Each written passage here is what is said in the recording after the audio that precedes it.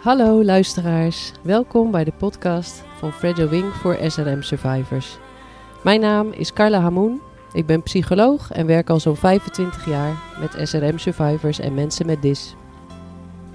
Ik ga in deze podcast op reis met Emma, een survivor die ons mee gaat nemen in haar wereld.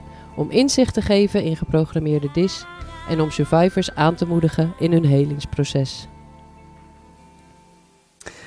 Hallo luisteraars. Nou, daar zijn we dan eindelijk weer voor aflevering 6 van onze podcast. Dank jullie wel voor jullie geduld. Het heeft even geduurd. Maar we gaan weer verder met onze podcast over programmering.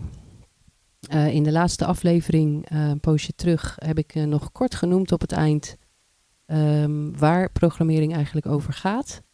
Ik heb toen genoemd loyaliteit, gehoorzaamheid, geheimhouding en bruikbaarheid. En daar willen we vandaag wat dieper op ingaan en wat meer uitleg over geven. Welkom ook weer, Emma. Ja, dankjewel. Goed om er weer te zijn. Ja, fijn om weer met elkaar in gesprek te kunnen. Ja, hè? een poosje terug. Ja, zeker. Even weer inkomen, maar gaat vast goed. Ook dat. Ja, dat denk ik ook wel. Een van de redenen voor programmering is dus loyaliteit. Ja. Zou jij daar wat over uit willen leggen, Emma? Ja, nou dat is een heel groot thema in de training, in de programmering. En het raakt eigenlijk heel je leven. Omdat er vanuit jongs af aan, van heel klein, wordt er al geprogrammeerd op loyaliteit. Ik vind het ook wel een naar woord om steeds te zeggen, maar het ligt niet lekker in de mond. Nee hè? Nee, dat vind ik ook. Loyaliteit, wat ze willen, is dat jij loyaal wordt naar de groep. Ja. Dat is een van de belangrijkste dingen. Want vanuit daar gaan zij werken met een heel systeem. Maar er moet loyaliteit zijn. Wat is dan eigenlijk precies loyaliteit? Zoals ik hem ken, is het een moeten. Je moet blijven. Je moet doen wat ze zeggen. Er is geen eigen wil meer. Ja. Het is iets heel anders als trouw zijn bijvoorbeeld. Ja. Trouw is uit je eigen wil. Jij kiest er zelf voor. Maar loyaliteit is het moeten. Ja.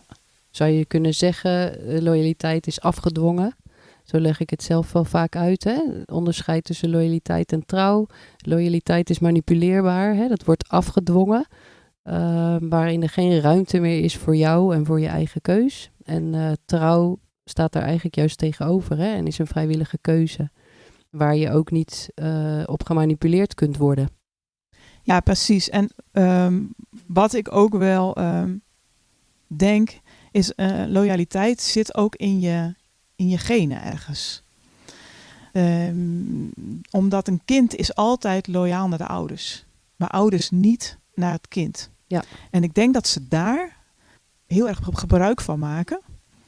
In de training, in de programmering hiervan. Want ze trainen eigenlijk dus vanuit een babytje. En beginnen ze dit al op te bouwen. Dus maken gebruik van wat in dat kind zit. Dat is de loyaliteit.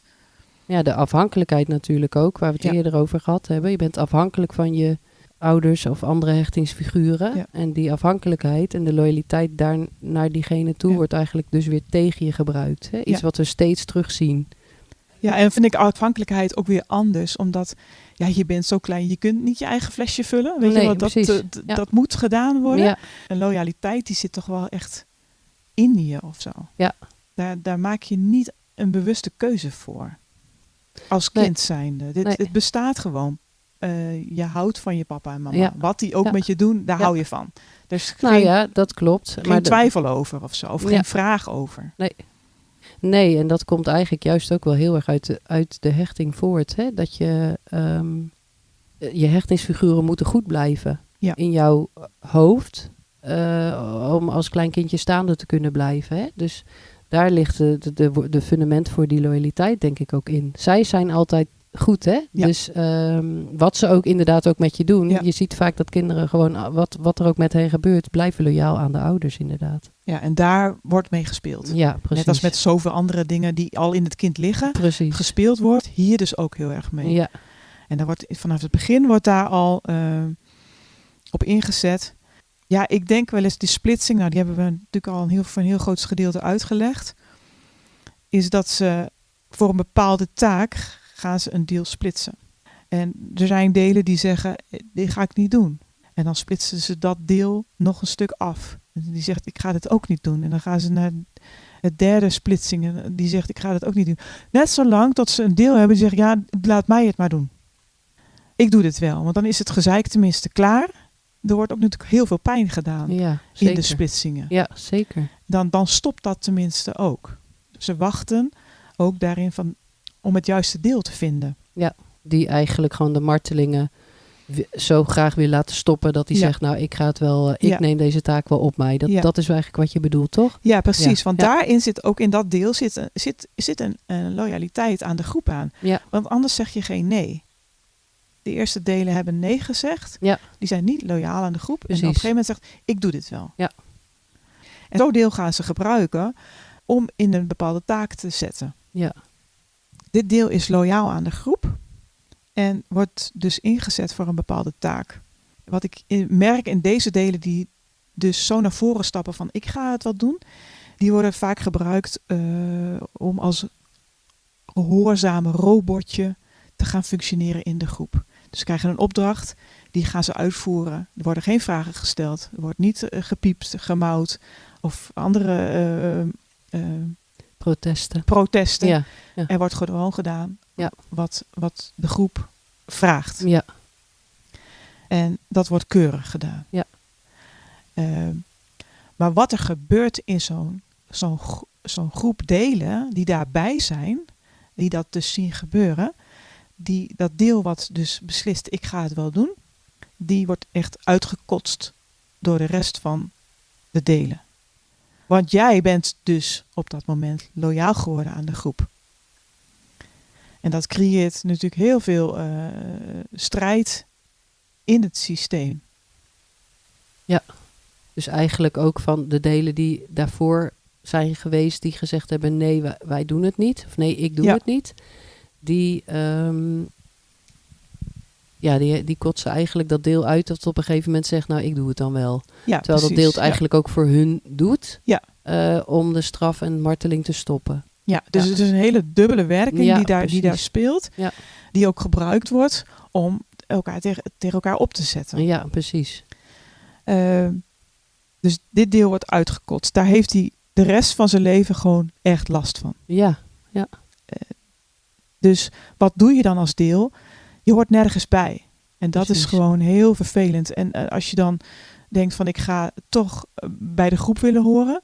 Ja, en je wordt aangehaald ook door de groep. Uiteindelijk word je weer vernederd. En hoor je eigenlijk ook niet echt bij hun. Maar je hoort ook niet meer bij de rest van binnen. Dus je wordt ook heel erg geïsoleerd. Precies. En als je zo geïsoleerd bent, dan ben je gewoon kat in het bakkie. Ja. Ja, dan ben je natuurlijk een ontzettende prooi voor de groep. Ja. En wat gebeurt er eigenlijk met de delen die daaraan vooraf gegaan zijn? Die dus hebben gezegd van nee, ik doe het niet. Nou, wat ik daar zelf van weet, van mezelf, is dat een deel weggedaan wordt. Die komt op die grote vuilnisbelt van binnen achter de grote dikke deur. Ja. En sommige die worden eruit gehaald en die worden uitgedaagd om dan te komen vechten. Oké. Want ze gaan dan ook inzoeken van welke delen zijn geschikt voor afdeling bewaking bijvoorbeeld. Want afdeling straffen, daar moeten echt de beulen op komen. Degene die zeggen ik doe het niet en ik doe het nog steeds niet en dwing mij maar om iets te doen. Want de stijfkoppen, zeg maar, die niet zo makkelijk toegeven ergens toe. En die pakken ze eruit en die laten ze vechten. Of tegen elkaar. Ik ken verhalen in mij dat de jongens tegenover elkaar werden gezegd. Van degene die hier levend uitkomt, wordt hoofdstraf, zeg maar. Er wordt van allerlei dingen beloofd. Wat uiteindelijk, zeg maar, of dat uitkomt of niet, dat weet je nooit. Maar ze worden uitgedaagd om zichzelf te bewijzen.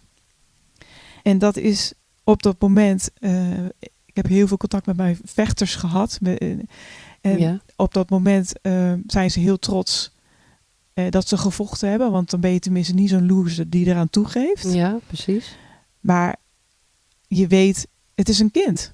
Je gaat het niet kunnen winnen van volwassen mensen. Nee. En ze vernederen je waar je bij staat. En dat wordt vaak ook vergeten door... er is heel veel grootpraat bij. Ik vecht en ik ga me niet zomaar overgeven. En die praat zit er heel vaak in. Ja. Maar als je komt op het stukje... Ja, maar je hebt daar niet kunnen winnen. Ze hebben je vernederd. Ze hebben je verkracht.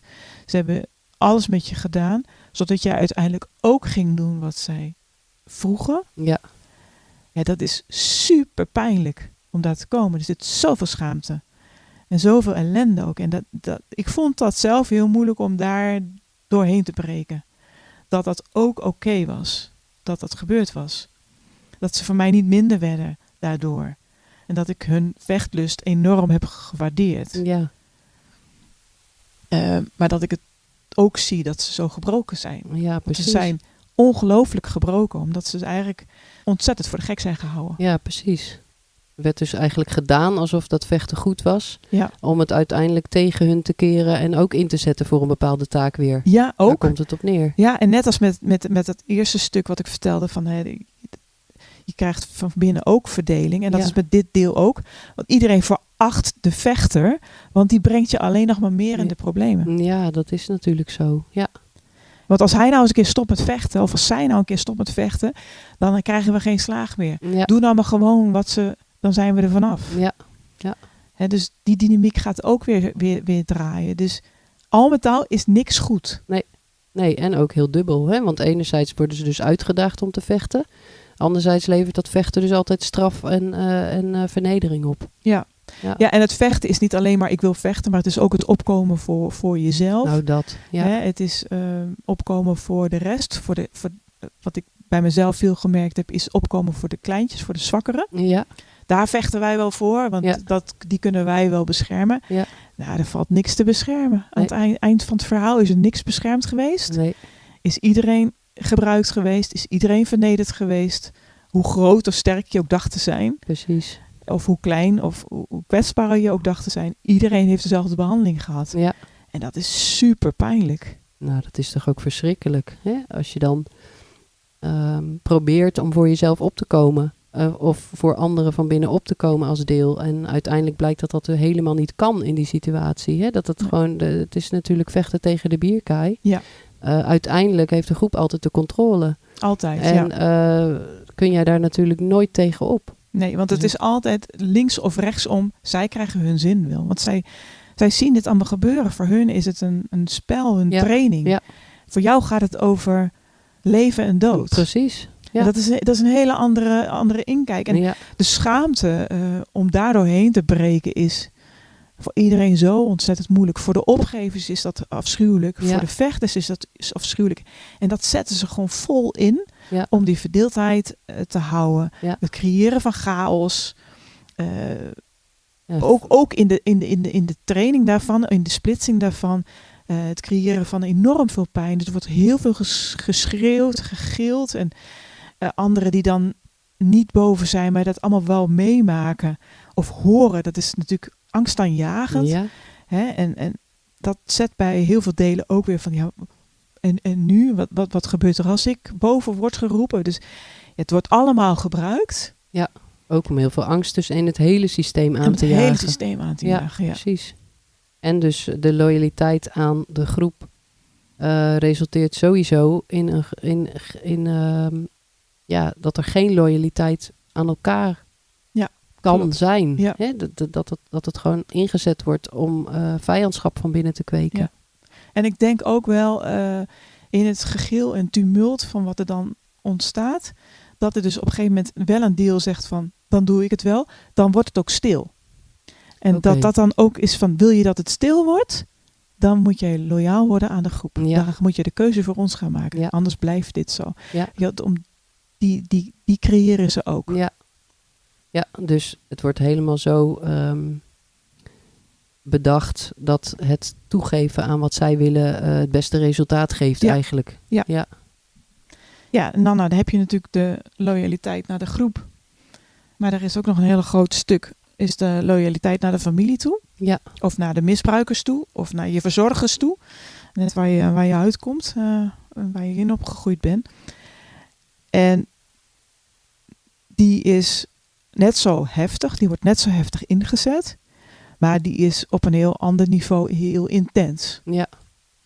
Omdat er wordt loyaliteit. Nou, net wat ik zeg. Een kind is loyaal naar de ouders. Ja. Naar de verzorgers. Die gaat niet zeggen met papa en mama doen dit of mijn verzorgers doen dit. Nee. Die cijfert zichzelf liever weg dan dat het nare dingen daarover zegt. Er wordt natuurlijk enorm misbruik van gemaakt. Ja. In alle geheimen die geheim moeten blijven. Ja. Daarin. Maar het wordt ook heel erg ingezet als ze dus gaan merken van degene die wil uit de groep stappen. Of die wil zich terug gaan trekken. En dan wordt er heel erg op de loyaliteit naar de familie ingespeeld. En dat wordt ontzettend manipulatief ingezet. Het gaat niet met iemand die kwaad aan de deur komt van wat doe jij nou? Het gaat over, in ieder geval bij mij. Het gaat over, we missen je zo en je kunt er niet zomaar weg. En we moeten erover praten. En het liefst allemaal met elkaar, collectief. Groepsgesprekken, weet je wat, het is nooit 1 op 1. Het wordt nooit een veilige situatie gecreëerd. Nee, tuurlijk niet. Er wordt altijd zoveel mogelijk mensen tegen jou, weet je wel. Maar het doel is constant, je moet terug. Ja, precies. Je mag ook niet weg bij je familie. Nee. Of andere verzorgers, net wat de situatie is. Hè? En eigenlijk ook van je hoort bij ons. Ja, dat is de boodschap van heel klein al. Jij hoort in deze familie. Dit is de familie. Je komt er ook gewoon niet uit. Nee. En dat wordt op heel veel verschillende manieren gezegd. En dat is, als je daarmee breekt, ja, hoe moet je dat noemen? Het is niet zomaar iets. Je verbreekt een stuk leven van je. Ja, nou dat is natuurlijk ook als het gaat om familie, om het daar even bij te houden. Dat speelt natuurlijk ook helemaal door in je normale leven van alle dag, laat ik het even zo zeggen. Ja. Waar de groep en de loyaliteit aan de groep in het verborgene zich afspeelt, is natuurlijk je familie, is ook een onderdeel van je dagelijks leven. Hè? Of misschien van je gezin als je dat hebt. Absoluut, ja. En om dan te zeggen van ik stap daaruit of ik breek daarmee. Dat is natuurlijk, heeft hele grote impact. Ja, want de familie is alles. Ja. Er is vaak daaromheen niet heel erg veel vast wat stabiel is, waar je bij je terecht kan. In ieder geval, dat heb ik niet gehad. Nee. 95% van waar ik afscheid had van moeten nemen, is groepscult gerelateerd. Precies, ja. Er is heel weinig mensen daaromheen die zeggen kom maar of zo. Of ik zorg ik zorg dat je helpt. Je hebt natuurlijk geen echte verbinding met mensen buiten die groepsetting of mensen die daarbij betrokken zijn. Nee, want dat was niet de bedoeling. Daar is natuurlijk nooit op ingezet om die banden aan te halen. Nee. Die had ik gelukkig wel en daarom is het ook gelukt om eruit te gaan. Maar als je dat niet hebt, dan kan ik gewoon al zeggen, dat gaat je gewoon niet lukken. Nee, je bent eigenlijk met groep en familie en al geïsoleerd. Hè? Ja. Want buiten die hele setting mogen er eigenlijk geen echte contacten zijn natuurlijk. Nee, die mogen er niet zijn. Hè? Terwijl dat wel je levenslijntjes zijn op het moment dat jij eruit wil stappen natuurlijk. Ja. Ja, en daar maken ze gewoon heel goed gebruik van. Ja. En maar dat gaat bij mij is dat heel subtiel gegaan. Door een kaartje, een verjaardagskaartje nog te sturen. En dan kan je zeggen, nou, dat is toch aardig of zo. Maar de boodschap die erop staat, is niet aardig. Er zijn helemaal geen lelijke woorden. Het staat op gefeliciteerd met je verjaardag. Maar er staat een familienaam op. Ja, precies. Er staat, je bent onze zus. Je bent mijn dochter. Ja. Allemaal dingen waar een ander helemaal niet vraagtekens bij gaat stellen, die buiten zo'n groep is opgegroeid. Ja. Die zegt, nou, dat is dan toch ook nog wel weer aardig van die mensen. Nee, het zijn allemaal aanwijzingen. Je moet terug. Ja. Jij bent van ons. Ja. Dat is wat er staat. Er staat een plaatje op een kaartje die ergens naar gerelateerd is. Je kunt het zo gek niet bedenken. Maar het staat op het kaartje. Precies. Het zijn voor anderen misschien hele normale dingen. Maar voor jou is de boodschap weer Je moet loyaal zijn eigenlijk. Je hoort bij ons. Je kan nooit echt bij ons weg. Ja. Je moet loyaal zijn. Ja. Dat is toch de boodschap. Ja. En je hebt delen die de post openmaken, die daarop getraind zijn. Die envelop moet open. Ja, precies. Want die handschrift wordt al herkend. Precies. Het handschrift zelf kan al alles in werking zetten eigenlijk. Hè? Ja. Dus of de manier waarop je naam opgeschreven is op de envelop of dat soort dingen. Ja. Er is geen mogelijkheid om te zeggen, die envelop gaat de prullenbak in, ongeopend. Nee, hij moet open, de boodschap moet gelezen worden. Precies, ja. Totdat je gaat bedenken van, maar dit kaartje is helemaal niet onschuldig. Mm-hmm. Dit is gewoon een terugroepactie van de familie. Ja. Het gaat helemaal niet over dat ze me missen. Het gaat om mijn veiligheid. Die envelop die flikker ik direct. Ja, precies. Ja. Maar je bedenk het maar. Ja. Ja, nou, ik merk dat we inderdaad heel erg dat de neiging om het open te moeten maken is gewoon zo ontzettend groot. Ja, soms lukt het gewoon niet om het niet open te maken. En ik zeg ook wel eens tegen mijn cliënten, geef het maar zo snel mogelijk aan mij of stuur het naar me op. Dat het niet bij jou blijft liggen, want dat gaat open. Maar soms is het inderdaad al het handschrift of de manier waarop je naam of je voorletters er staan, is al genoeg om het programma weer te laten draaien. Hè? Dus dat heeft een enorme impact, al een kaartje. Dat klopt. Ja. Nou ja, dat zijn dan de kaartjes. Nou, jij kunt misschien wel aanvullen nog van wat er nog meer voor acties zijn om wat families doen. Om mensen terug te roepen. Om toch elke keer dat seintje te geven. Je hoort bij ons. Je bent van ons. Denk maar niet dat je in je hoofd haalt dat je hieruit kan komen. Ja, ik denk dat kaartjes een heel veel voorkomend iets is. Dat hoor ik in elk geval heel erg vaak terug. Omdat het ook zo onschuldig lijkt, denk ik. Hè? En voor buitenstaanders het totaal niet opvalt. Ja. Daarnaast kunnen er inderdaad pakjes gestuurd worden. Soms ook bijvoorbeeld pakjes met spullen van vroeger of zo, van jou. Hè? Dat is ook wel iets wat ik regelmatig meemaak. Dat is nu natuurlijk heel erg ook eigenlijk op je delen in spelen van, terughalen naar vroeger, terughalen naar het verleden eigenlijk.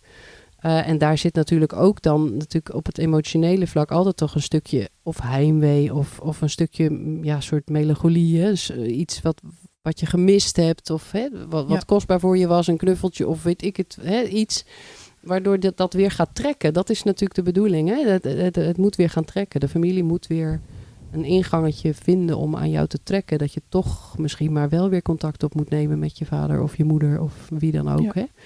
Natuurlijk worden er ook uitnodigingen gedaan tot verjaardagen of andere bijeenkomsten of tot bezoekjes. Ik denk dat er heel veel gemanipuleerd wordt, ook op het gemis. Nou, absoluut. Dat is natuurlijk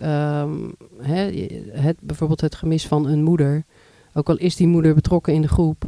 Ja, daar hebben we het in eerdere afleveringen over gehad. Kijk, dat emotionele stuk zit daar ook bij. Dus daar wordt op gemanipuleerd. En dan de gedachte van, of het gevoel van, maar ik mis mijn moeder toch eigenlijk wel heel erg. Ach, misschien toch maar een dagje met haar boodschappen weer gaan winkelen of zo. Dat ligt dan heel dichtbij. Als daar uitnodigingen voor komen. Ja, en daarom is hij ook familiefeestjes. Weet je? Precies. Dan zie ik ze dus allemaal nog heel even. Het inspelen op gemis, maar ook van ze willen me nog. Nou ja, precies. Maar ook jij ontbreekt als enige als je dus niet daar naartoe gaat. Als er bijvoorbeeld een familiefeest is, dat is inderdaad een goeie, dat kom ik ook regelmatig tegen.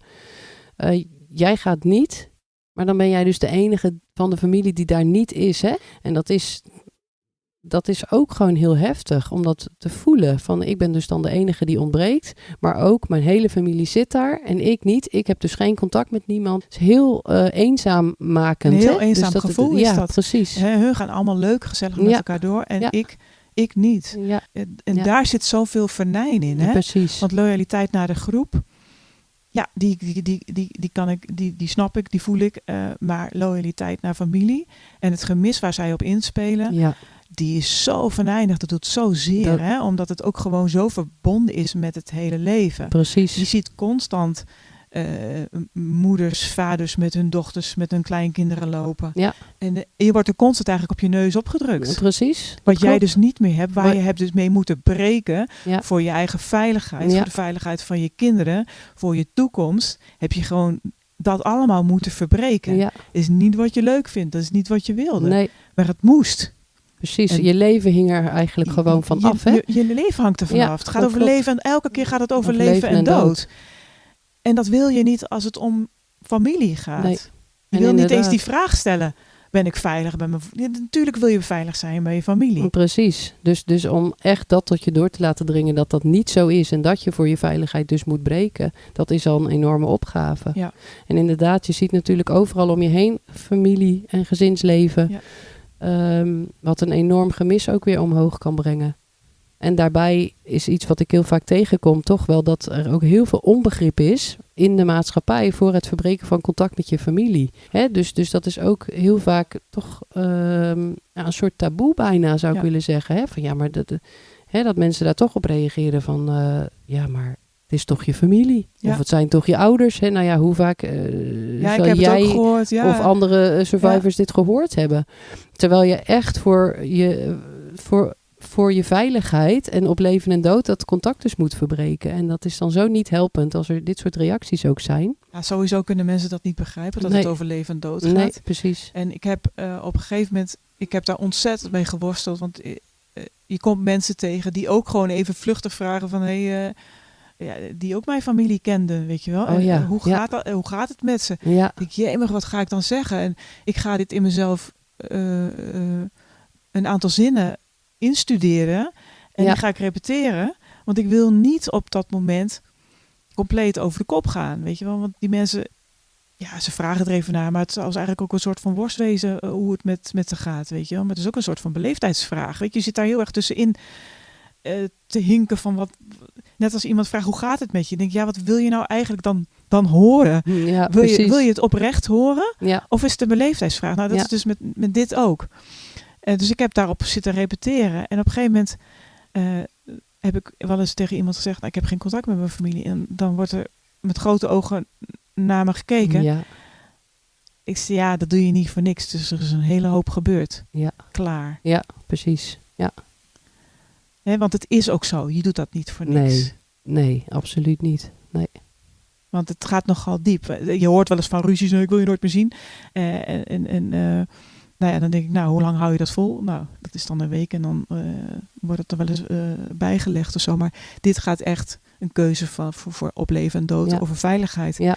Dit is een keuze voor altijd. Ja, precies. Dat betekent dus ook dat als je de keuze maakt, dat je dus niet meer gaat komen op elke begrafenis die er nog gaat komen. Dat klopt, ja. Dat is een keuze die je tot je door gaat laten dringen als je de keuze gemaakt hebt. Ja. Maar dat ga ik dus nooit meer meemaken. Ik ben niet meer bij die begrafenis, ik ben niet meer bij die geboorte, ik ben niet meer bij die trouwerij. Nee. Het is afgelopen. Ja, precies. En dat werkt ook door in de generaties. Hè? Dus je kinderen hebben dan ook die opa en oma natuurlijk niet meer. Hè, je wilt die onveilige mensen ook niet in het leven van je kinderen hebben. Maar het heeft ook een enorme impact weer op je kinderen dan. Absoluut. Dus. Ja, de stamboom die komt in elke klas, komt die weer voorbij. Ja. Nou, geef ze het maar te doen. Ja, precies. Dat is ook zo. En daar zijn wij er thuis open over. Ja.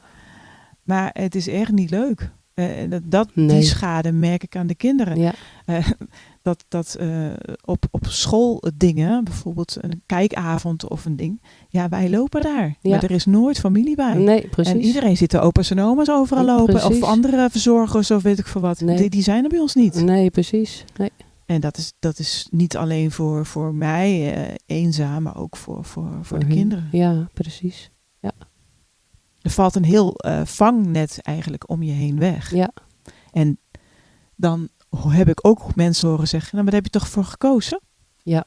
Nou, dan wil ik wel eventjes slaan. Ja. Hoezo voor gekozen? Ja. Je moest ervoor kiezen. Ik moest ervoor kiezen. Om voor je leven en voor je veiligheid moest je daarvoor kiezen. Maar niet omdat je dat wilt. Denk je nou werkelijk dat ik daar echt voor wilde kiezen? Ja, nee. Want je wil niet dat je ouders, dat je verzorgers dit doen in je leven. Uiteraard niet. Nee. En je wil niet dat je daar een keuze in moet maken. Nee. Maar zo zwart-wit is het wel, hè? Ja. Wil jij vrij worden, wil jij echt vrij worden, wil je loskomen, dan moet je die keuze maken. Dan moet je breken. Ja. Dat kan niet een beetje half. Dat kan gewoon niet. Dat kan echt niet een beetje half, want je wordt constant aan je getrokken. Ja, en precies. Zelfs jaren later dat je dan een familie familielid tegenkomt en dat je dan denkt, ik weet echt genoeg. Maar toch gaat er een stukje aan in jou. Waar je van, ja. Ik vind het zo leuk dat ik jou zie, weet je wel dat? En onmiddellijk is daar de boodschap en we missen je zo. Ja. En ik denk, wacht even. Ja. Hier moet ik heel alert op zijn. We gaan de alarmbellen rinkelen gelijk. Ja, precies. Maar dat stukje van, ik heb gewoon een familielid gezien, is op dat moment heel euforisch, zeg maar. Echt dat stukje van jou die dat zo graag wil, ook bij familie zijn, gaat heel erg snel aan dan uiteraard. Maar je moet onmiddellijk bedacht zijn op wat daarachter zit. Ja, precies. En dat is gewoon ontzettend naar. Ja, dat lijkt mij inderdaad ook heel naar. Ik zit ook te denken dat juist vaak bij survivors ik die soort van extreme hang naar de familie of extreem gemis van familie heel sterk voel. En misschien komt dat ook omdat je het juist niet hebt, hè? Dat je het dan dus heel erg mist. Maar ook een soort van hele sterke hang naar familie of naar familie willen hebben. Omdat die loyaliteit misschien wel zo extra gemanipuleerd is. Hè? Dus de normale loyaliteit die je hebt, die gaat op een gegeven moment een soort over. Ja. En je kunt op jezelf staan. En je hebt misschien familie waar je die je gewoon af en toe ziet. Maar die extreme hang naar de familie, die kom ik juist bij survivors tegen. En ik denk dat misschien gewoon ook is. Omdat die loyaliteit echt natuurlijk heel diep verankerd wordt in je. Hè? Dat je er ook niet los van mag of zo. En wat in een normale ontwikkeling natuurlijk niet op die manier zo gaat. Nou, dat is het ook echt. Het is alleen maar wortels in jou eigenlijk. Je bent zo geworteld in die familie. Want je bent zo geïsoleerd opgegroeid in die familie. Dat was je leven ook. Het is ook echt compleet je leven. Je bent doordrenkt met familie eigenlijk. Ja. Doordrenkt met loyaliteit daarheen. Ja. Gemanipuleerd, getraind, geprogrammeerd. Ja. Nog veel meer dan het is maar familie. Het is maar een moeder. Het is maar een vader. Het is je hele zijn. Precies. En ik denk omdat jouw eigen hele zijn is afgebroken. Precies. Het moest hun hele zijn worden. Ik denk dat hij daar zit. Ik denk dat hij inderdaad daar zit, ja. Dat in een normale ontwikkeling groei je vanuit je familie tot een zelfstandige persoon op die nog een band met zijn familie heeft, maar die wel op zichzelf staat en zijn eigen leven vorm kan geven. Terwijl in een groep als waar jij uitkomt, is daar natuurlijk helemaal geen ruimte voor jouw normale ontwikkeling. Jij moet juist bij die groep blijven en je moet juist bij je familie blijven. Je mag niet op jezelf gaan functioneren. Nee, je mag geen eigen wil, geen eigen leven opbouwen. Dat hoort niet. Precies. Dus daardoor wordt denk ik de hang naar, of die, ik zou bijna zeggen, gebondenheid aan je familie wordt dus enorm sterk. Ja. Veel sterker dan een gewone familie in het normale leven, zeg maar. Precies. Ja. Nou, die manipulatie heb ik wel heel veel meegemaakt. Ook via politiegesprekken. Dat was heel naar. Dat ook die manipulatie werd ingezet van je wordt gemist. En wat is er nou aan de hand? Zullen we daar nog eens een gesprek over hebben? Op dat niveau werd dat gevoerd. Ja. Is dat het hoog ingezet wordt. Ze laten je niet zomaar gaan. Nee. Maar het wordt ingezet op dat hele manipulatieve. Ik heb geen dreigende mensen bij mij aan de deur gehad. Van nou sleuren je weer terug. Nee, er wordt ingezet op de loyale stukken die gecreëerd zijn. Ja, je hebt toch gewoon een aardige familie? Of wat is er nou mis mee? Of, daar kunnen we toch heus nog wel eens een keertje met elkaar over praten. Dan ga ik daar wel in bemiddelen. Ja. Hè, want dit kan toch ook allemaal niet zo. Wat een afschuwelijke gebeurtenis is dit allemaal. Ja. Nou, je moet sterk in je schoenen staan. Mm-hmm. En je moet eigenlijk gewoon er heel goed doorheen kunnen prikken van wat wordt hier nou werkelijk gezegd. Er wordt werkelijk en er werd letterlijk de boodschap doorgegeven. Je bent en blijft van ons. Ja. En denk niet dat je zonder ons kunt leven eigenlijk. Hè? Want daar komt het een soort op neer. Ja. Als je daar niet doorheen kan prikken, als je dat niet helder hebt, je stapt er gewoon in. Ja. Ja, ook vanuit je gewoon emotionele gemis. Ja. Daar is natuurlijk daar blijft altijd een soort opening in zitten natuurlijk. Of een soort kwetsbaarheid, moet ik zeggen. Ja. En toen ik dat aan moest geven in het gesprek. Ik wil dit niet. Ik wil geen gesprek. Ik wil niet met jullie. Ik wil niet met mijn familie verder een gesprek. Nou joh. Je tekent daar gewoon een alleen leven verder. Ja. Want dat was het. Ja. Dan sta je ineens een soort alleen. Ja. En je moet gewoon heel goed weten waar die keuze op gebaseerd is. Het gaat over leven en dood. Ja. Daarover gaat het. Over mijn leven. Ja. En als ik terug ga, gaan ze verder maar waar ze gestopt zijn. Ja. Dus Ik kies voor mezelf en ik kies voor mijn gezin dan in mijn situatie. Maar ik kies voor mezelf, voor mijn eigen veiligheid. Ja. Je kiest voor je eigen veiligheid en voor leven, hè? Met een hoofdletter zou ik zeggen. En dat is natuurlijk een heel gek contrast. Dat je deze keuze moet maken, waarbij je dan voor je gevoel in één klap alleen staat. Ja. Terwijl je dan veiliger bent dan voor de keuze eigenlijk. Hè, dat is natuurlijk ook een heel gek contrast, lijkt mij. Ja, en ook gewoon heel goed te weten dat er dus die manipulatie altijd op loyale delen gaat. Want als kern wist ik moet hier echt gewoon, ik moet het helemaal niet meer willen. Nee. En toch een discussie van binnen krijgen, ja, maar dat zijn de loyale delen naar de familie. Precies. En om dan je eigen pijn en je eigen gemis van de familie toch zo te bundelen van, ja, maar ik moet het echt gewoon niet meer willen. Want ze houden echt helemaal niet van mij. Ze hebben alleen maar mijn destructie voor ogen. Ja, precies. Ja, dat is heel erg moeilijk. Ja. Omdat er natuurlijk zoveel delen echt op die loyaliteit gemanipuleerd zijn. Ja. En heb jij ook delen gehad die bijvoorbeeld alleen fijne gebeurtenissen hebben gehad met je familie? Want dat is ook wel eens iets wat ik tegengekomen ben. Hè? Dat ze dus expres bepaalde delen alleen fijne herinneringen laten hebben met bijvoorbeeld familieleden. Juist ook voor dit. Hè? Want die delen, die denken, ja, maar ze zijn toch alleen maar aardig. We hebben toch fijn gehad met elkaar. Dat is natuurlijk ook een manier om die loyaliteit nog verder te verankeren. Ja, klopt. Ja, die heb ik zeker. Ken jij dat? Ja, zeker. Ja, die alleen maar gewoon een mama wisten die lief voor hen was. Nou, precies. Maar ook de kern Emma, die later is gewoon doorgegroeid in het gewone leven. Die heeft ook gewoon herinneringen aan leuke dingen. Ja. Vakanties en zeg het maar. Ja. Dus het gaat dwars door alles heen. Alles staat in elkaar op. Niet alleen delen, maar ook herinneringen. Ja. Ja. Ga het maar combineren. Ouders, verzorgers die wel voor je zorgen. De herinneringen die daarvan gedragen worden. En aan de achterkant worden er afschuwelijke dingen met je gedaan. Ja. Dat gaat niet in je hoofd. Nee, dat is natuurlijk ook verschrikkelijk om dat op een gegeven moment bij elkaar te brengen. Hè? En die delen die juist bijvoorbeeld alleen goede of fijne herinneringen hebben, kennis te laten maken met, ja, maar dezezelfde mensen hebben dit en dat bij ons gedaan, bij andere delen dus gedaan. Hè? Dat is natuurlijk hartverscheurend. Ja, en daarom denk ik ook dat het hele DIS-systeem werkt als dierenlier. Ja, tuurlijk. Want je kunt ook die dingen helemaal niet combineren. Nee, je moet gewoon met diezelfde mensen weer door dezelfde deur. Ja, precies. En je zit gewoon 's avonds met hun aan het eten. Ja. Hè? Dat moet ook gescheiden blijven. Want je wordt gewoon, je weet niet meer waar je blijft als dat samenkomt. Nee, als je in de situatie zit, moet het gescheiden blijven. Hè? Maar als je vrij wilt worden, dan moet het bij elkaar komen. En dan moet er afstand komen om dat te kunnen gaan zien. Precies. Maar dan moet het ook van binnen bij elkaar komen. Anders blijven die loyale delen toch denken van, ja, we gaan weer. Want hè? Ja, en je moet van elkaar de verhalen gaan accepteren. Van het was dus zo, maar het was dus ook zo. Ja, precies. En in hoeverre is dit gespeeld? En in hoeverre is het gebruikt om de verwarring van binnen in stand te houden. Ja. In hoeverre was het echt? Nou, het is ontzettend moeilijk om uit te pluizen. En om de delen die dus echt een moeder hebben gehad die echt van hen hield. Ja. Ja, het is verschrikkelijk verwarrend. Ja. Want ze deed ook dit. Ja, ja. Het is niet te combineren in jezelf. Nee, precies. Dus het is heel makkelijk om te zeggen, dan alles maar weg. Of dan is er of hij of zij helemaal maar slecht. Mm-hmm, ja. Soms zou je er een sticker op willen drukken van, die is gewoon slecht. Precies. Maar als het allebei is geweest, is het super verwarrend. Ja, zeker. Soms is het eigenlijk bijna makkelijker als iemand gewoon helemaal slecht is. En je hebt alleen maar nare herinneringen met iemand. Dan denk je, die hoef ik ook niet in mijn leven te hebben. Ja. Die mag buiten blijven. Hè? Dan is het ook makkelijker soort van om ermee te breken.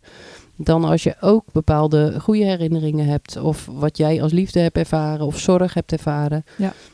En dat je dan moet erkennen van, maar diezelfde persoon was dus in staat om ook dit allemaal te doen. Of dit lijkt misschien wel lief, maar dat is het niet. Het is alleen maar gebruikt om mij te manipuleren of om mij te binden. Hè? Want dat is denk ik vaak mijn gedachte. Nou, dat het ingezet wordt. Ja. Dat die momenten echt ingezet worden om jou juist te binden. Ik heb daar wel een mooi voorbeeld van. Want ik weet dat mijn vader altijd een bordje Brintapap 's morgens voor mij maakte. Ja. En dan mocht ik zelf weten wat ik erop deed. Of gewoon losse suiker erop. Of vruchtenhageltjes. Of, dat weet ik het gewoon nog heel erg goed.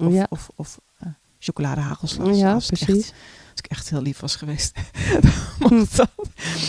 Maar ik zie het hem nog staan maken. Ja.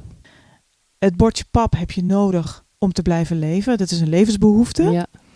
Dat wordt zelfs ingezet om je compleet te verwarren van binnen. Ja, precies. Maak je het bordje pap omdat je van me houdt, omdat je mij eten gunt? Ja. Of gebruik je het om mij te laten leven, zodat jij je ding kan blijven doen in mijn leven? Ja. Het is een heel simpel ding. Ja. Maar het heeft een hele grote uitwerking eigenlijk in wie je bent.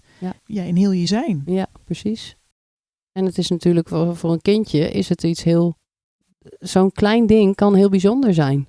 Dat is nou juist net wat het zo naar aan is natuurlijk. Hè?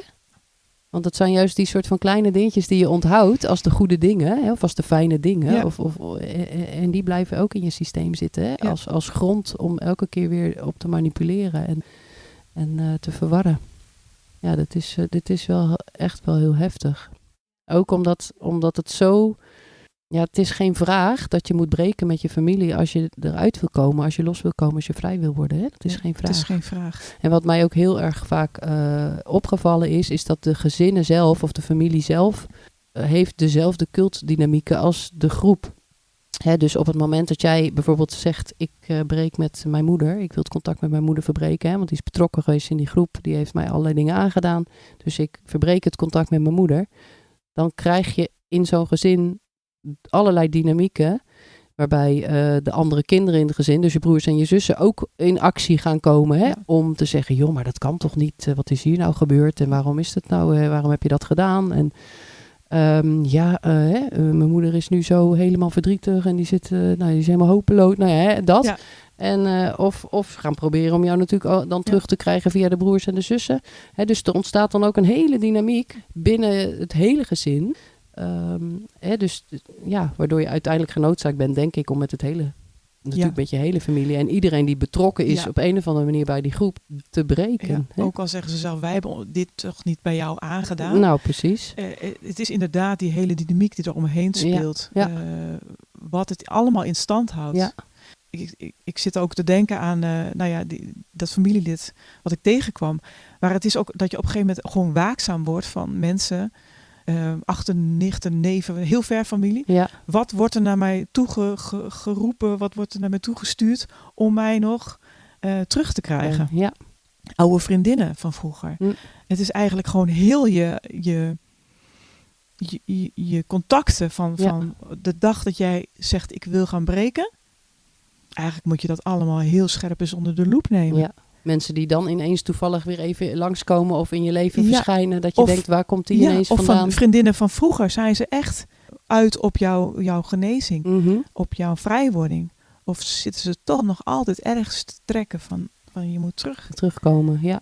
Eigenlijk is niemand, wat ik zelf heb besloten, eigenlijk is niemand van vroeger te vertrouwen. Nee. En daarna, als er dan contact komt met iemand, ga ik het onderzoeken of dat ook echt bij die persoon werkelijk dan is. Ja, precies. Ja. Eigenlijk omdat je het risico gewoon niet kunt nemen. Hè? Nou, je bent eigenlijk gewoon ontzettend achterdochtig. In ieder geval, dat is wel iets wat bij mij heel erg past. Zeker met nieuwe mensen ook. Ja. Of mensen die plotseling dan opduiken na zo'n keus. Dat zijn natuurlijk echt dingen waar je dan heel alert op moet zijn. Je moet echt heel alert zijn. Ja. En dat is absoluut dat je dat absoluut niet wil. Want je bent blij met nieuwe contacten. Ja, uiteraard. Want je schreeuwt naar nieuwe contacten. Ja. Want je bent zoveel verloren. Ja. Dus je bent ook heel kwetsbaar daarin. Precies, dus dat is dan ook juist... Ook in kerkgemeenschappen, de mensen die er op je duiken van we gaan wel over jou ontfermen. Ja. Alsjeblieft. Weet je, wees waakzaam daarin. Want je bent heel kwetsbaar op dat moment. Ja, en als je familie zelf, die herken jij. Hè? Dus het wordt dan natuurlijk ook vaak net even via mensen die je misschien nog niet kent of herkent gespeeld. Ja. En het is natuurlijk niet eens per se zo dat die mensen zelf jou allemaal dingen aangedaan moeten hebben. Maar ze maken wel onderdeel uit van het cultsysteem en van de onveiligheid. Hè? En als jij jezelf veilig wilt houden en het gaat dan echt over leven en dood... Ja. dan is iedereen die zich blijft verbinden met dat cultsysteem voor jou onveilig. Hè? Dat is natuurlijk gewoon de harde realiteit eigenlijk. Ja, en dan zouden ze gewoon vragen van, was het echt nodig om te spreken met heel de familie? Ja. Toch niet een paar waar je denkt van, om je die twijfel weer in je leven te brengen, was het wel een goede keus. Ja. Ben ik niet degene die gewoon knettergek is? Ja, dat. Ja, want het is nogal wat, hè? Het is heel heftig om dat te moeten doen. Het is echt heel heftig. En het is ook heel radicaal, omdat dat kan niet anders. Nee, het kan echt niet anders. Nee. En ik heb wel eens als mensen zeggen, ik ben eruit gestapt en dan is mijn eerste vraag, ben je weg uit de familie? Nee, dat niet. Nou, dan weet ik niet of hoe ver jij eruit bent. Nee. Ja, dat is voor mij een hele grote graadmeter. Ja, precies. Snap ik. Ja, en ik heb ook wel gemerkt, al ben je er gewoon al heel veel jaren uit. We hebben het natuurlijk even over de rapporteurs gehad. Met het opzetten van de training. Ja. Dus die spelen ook nog weer een rol in het hele familie zijn. Ja. Die zijn getraind om boodschappen door te geven, boodschappen te ontvangen. Ja. En dat kan op allerlei manieren. Een telefoontje, een mailadres ergens. Ja, precies. En het wordt buiten de kern gedaan. Ja. En het contact met de familie blijft.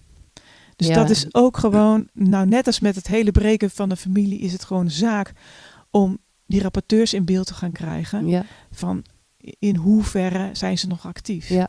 En niet om ze te straffen of op te jagen, maar we moeten veilig blijven. Dus we hebben hun nodig om ons veilig te maken. Ja, precies. Dat is heel belangrijk. Want dat kan natuurlijk op allerlei manieren. Hè. Dat kan ook, waar we het eerder over gehad hebben, even in de supermarkt. Even iemand die langs je loopt en even een woord zegt, waardoor de rapporteur weer even vertelt waar je nu staat in je proces.